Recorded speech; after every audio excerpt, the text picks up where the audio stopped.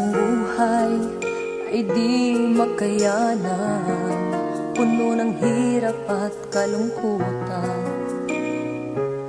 Mga pangarap ay nagiging kabiguan, walang malapitan at walang mapuntahan.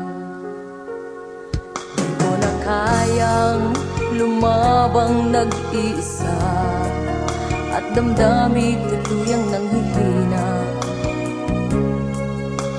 Problema'y di ko na kayang lutasin, hindi ko alam ang gagawin.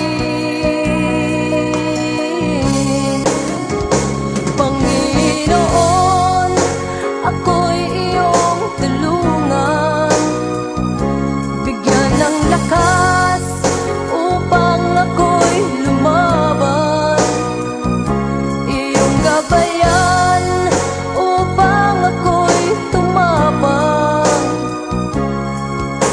Panginoon, ikaw ang kailangan.